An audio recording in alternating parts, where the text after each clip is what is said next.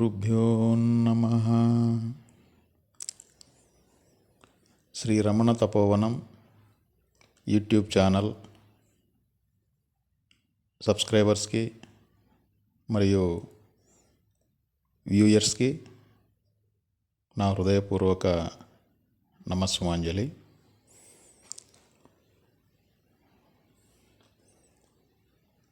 దైవం రమణుల రూపేణ ఎపిసోడ్ 2.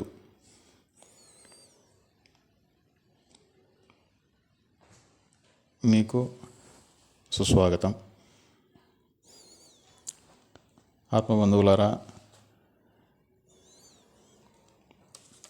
మనము దైవం రమణుల రూపేణ ఎపిసోడ్ 1లో మనం శ్రీ రమణ మహర్షుల వారి జననం నుండి ఆయన తిరువన్నామలై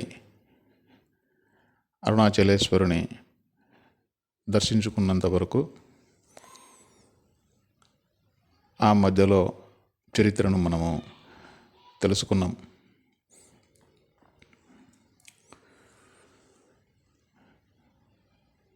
అదే సమయంలో శ్రీ రమణుల వారు మదురైని శాశ్వతంగా విడిచి వెళ్ళడానికి ఒక 6 వారాల ముందు వారి పినతండ్రి గారింట్లో రూమ్లో ఆయన ఒక్కరే ఉన్నప్పుడు ఆయనకు కలిగినటువంటి ఒక దివ్యమైన అనుభవాన్ని ఆయన యొక్క ఆధ్యాత్మిక జ్ఞానానికి అంకురార్పణగా చెప్పుకున్నాం.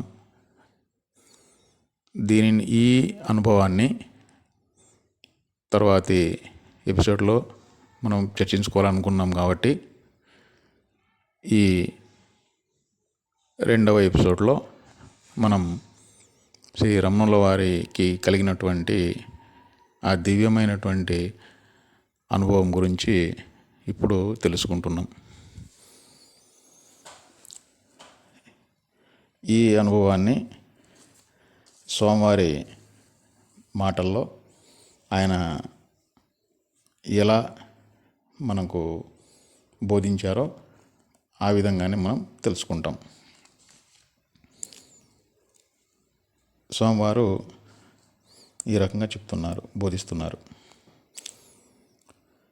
నేను మదురైకి శాశ్వత వీడ్కోలు పలకడానికి 6 వారాల ముందు నా జీవితానికెల్లా ఒక గొప్ప మార్పు సంఘటించింది. అది జరిగింది చాలా అనూహ్యంగా మరియు హఠాత్తుగా. ఆ రోజు మా పినతండ్రి గారింట మేడపై గదిలో ఒక్కడిని కూర్చుని ఉన్నాను. మామూలుగానే నాకు అనారోగ్యం అరుదు. ఇక ఆ వేళ నేను ఏ తేడా లేకుండా నిక్షేపంలాగా ఉన్నానని చెప్పాలి. అయితేనేం ఓ ప్రచండమైన మరణ భయం ఒక్కసారిగా నన్ను ముంచెత్తింది. ఇక నాలోని ఏ అస్వస్థతను ఆ భయానికి కారణంగా చెప్పగలను? దాన్ని వివరించాలని కానీ కారణం అన్వేషించాలని కానీ నాకు అప్పుడు లేదు. తోచింది ఒకటే, నేను చనిపోతున్నాను అని. ఇప్పుడు ఏం చేయాలి? ఓ డాక్టరును సంప్రదించాలని కానీ పెద్దలకో స్నేహితులకో చెప్పుకోవాలని కానీ నాకు తోచలేదు. ఆ సంకటాన్ని నా అంతట నేను స్వయంగా పరిష్కరించుకోవాలనుకున్నాను. అప్పుడే మరణ భయ తీవ్రతతో మనసులోనికి మునిగి అంతర్ముఖం కాగా నాలోనే నేనే ఇలా తర్కించుకున్నాను, ప్రత్యేకంగా వేరే మాటలతో పని లేకుండా. సరే, మరణం వచ్చి పడింది అంటే మరణించేదేమిటి? చనిపోయేది శరీరమే కదా అని అనుకుంటూ మరణ స్థితిని అభినయించాను. వెళ్ళకిలా పడుకుని చేతులు చాచి కట్టెల్లా బిగించి సన్నివేశం రసవత్తరమయ్యేలా శవంలాగే తయారయ్యాను. ఊపిరి బిగబట్టాను. ఎటువంటి మాట, కనీసం నేను అనే శబ్దం కూడా పైకి రానట్లుగా పెదవులను బిగించాను. విచారణ కొనసాగించాను. సరే, ఈ దేహం మరణించింది, దీన్ని శ్మశానానికి తీసుకెళ్ళి కాల్చి బూడిద చేస్తారు. మరి శరీర మరణంతో నేను అంతమైనట్లేనా? శరీరం నేనేనా? అది నిశ్శబ్ద నిశ్చల జడ పదార్థం. మరి నేను నా యొక్క ఎరుకను, స్ఫురణను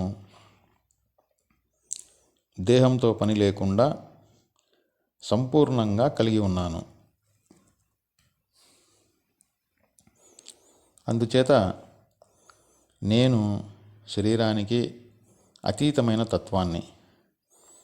దేహం గతించినా దానికి భిన్నమైన ఆత్మతత్వాన్ని మరణం తాకనైనా తాకలేదు. అంటే నేను మరణించని తత్వాన్ని అన్నమాట. ఇదంతా ఉత్తుత్తి ఆలోచన కాదు. ఈ సజీవ సత్యం నాలో స్ఫురించగానే ఆలోచనల ప్రసక్తి లేకుండా నేను దానిని సూటిగా గ్రహించాను.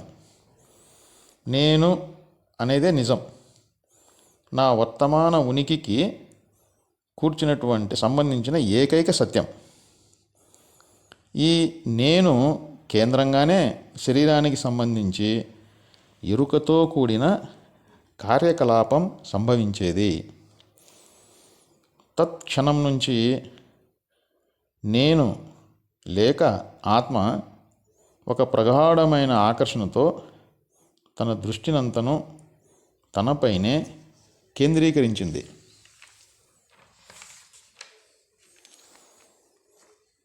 చావు భయం సమూలంగా అంతరించింది.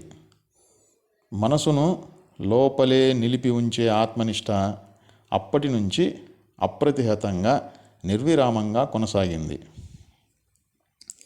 సంగీతంలోని సప్త స్వరాల్లా ఇతర తలపులు వచ్చిపోవచ్చుగాక, కానీ ఆధార శృతివలే ఈ నేను యొక్క ఎరుక స్పష్టం, ప్రస్ఫుటం. శరీరం మాట్లాడటం, చదవటం వంటి ఏ పనుల్లో ఉన్నా నేను పైనే నా దృష్టి. ఈ సంఘటనకు ముందు నేనును గూర్చి నా అవగాహన అంతంత మాత్రం. ఆకర్షణ కొంచెమైనా లేదు. ఇక దానిని తెలుసుకొని నిష్ట చెందే అవకాశమే లేదు. కానీ ఈ సంఘటన తర్వాత ఆ ఎరుకలో మునిగిపోయాను. ఇది శ్రీ రమణుల వారు వారి యొక్క మరణానుభవం గురించి ఆయన మాటల్లోనే, ఆయన మాటల ద్వారానే మనకు బోధించారు. అలాగే ఈ మరణానుభవం తర్వాత శ్రీ రమణుల వారు వారిలో వచ్చిన మార్పుల గురించి ఈ విధంగా వర్ణించారు. పూర్వం స్నేహితులతో సరదాకో మొక్కుబడికో అలా మధుర మీనాక్షి అమ్మవారి ఆలయానికి వెళ్ళి దేవీ దేవతామూర్తులను దర్శించి విభూతి కుంకుమలను ధరించి ఇంటికొచ్చేవాడిని. అందులో ఎటువంటి భక్తిభావం లేదు. మరి ఇప్పుడు ప్రతి సాయంత్రం వెళ్ళేవాడిని ఒక్కనే.